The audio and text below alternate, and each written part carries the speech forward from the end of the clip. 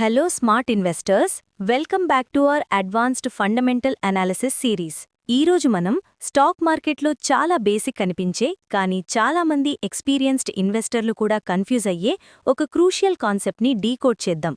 అదే face value లేదా పార్ వాల్యూ. దీన్ని ఎలా చూస్తానంటే, ఫేస్ వాల్యూ అనేది ఒక కంపెనీ షేర్ యొక్క బర్త్ సర్టిఫికెట్ మీద ఉండే ఒరిజినల్ ప్రైస్ లాంటిది. కంపెనీ స్టార్ట్ అయినప్పుడు తమ లీగల్ డాక్యుమెంట్స్ అంటే మెమోరాండమ్ ఆఫ్ అసోసియేషన్లో ఒక్కో షేర్ విలువ ఇంత అని ఫిక్స్ చేస్తారు. సాధారణంగా ఇది రూ. 10, రూ. 5, రూ. 2 లేదా రూపాయిగా ఉంటుంది.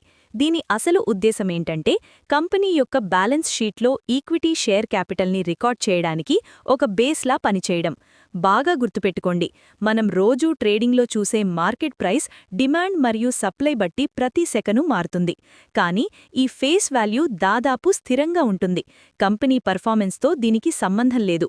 మని ఇన్వెస్టర్గా మీకు దీనివల్ల ఉపయోగం మరియు ఇది ఎలా హెల్ప్ అవుతుంది? ఇక్కడే అసలు సీక్రెట్ ఉంది. కంపెనీలు ప్రకటించే డివిడెండ్స్ ఎప్పుడూ కూడా ఈ ఫేస్ వాల్యూ మీద మాత్రమే క్యాలిక్యులేట్ చేస్తారు, మార్కెట్ ప్రైస్ మీద అస్సలు కాదు. ఉదాహరణకు, 2000 రూపాయలు మార్కెట్ ప్రైస్లో ట్రేడ్ అవుతున్న ఒక స్టాక్ 500% డివిడెండ్ ప్రకటించిందనుకోండి. చాలామంది బిగినర్స్ 2000 రూపాయల మీద 500% వస్తుందని ఆశపడి మోసపోతారు. కానీ ఆ స్టాక్ ఫేస్ వాల్యూ 10 రూపాయలు అయితే అందులో 500% అంటే మీకు వచ్చే నిజమైన క్యాష్ కేవలం 50 రూపాయలు మాత్రమే. సో మీ నిజమైన రిటర్న్ లేదా డివిడెండ్ ఈల్డ్ని ఖచ్చితంగా అనలైజ్ చేయడానికి ఇది చాలా క్రిటికల్. ఇక ఫ్యూచర్ పర్ఫార్మెన్స్ మరియు మార్పుల విషయానికొస్తే, ఫేస్ వాల్యూ అనేది కంపెనీ బిజినెస్ గ్రోత్ని డైరెక్ట్గా ఇండికేట్ చెయ్యదు. కానీ ఇది కేవలం కార్పొరేట్ యాక్షన్స్ జరిగినప్పుడు, ముఖ్యంగా స్టాక్ స్ప్లిట్ జరిగినప్పుడు మారుతుంది. కంపెనీ తన షేర్ల లిక్విడిటీని పెంచి చిన్న ఇన్వెస్టర్లకు కూడా స్టాక్ని అందుబాటులోకి తేవడానికి స్ప్లిట్ చేస్తుంది.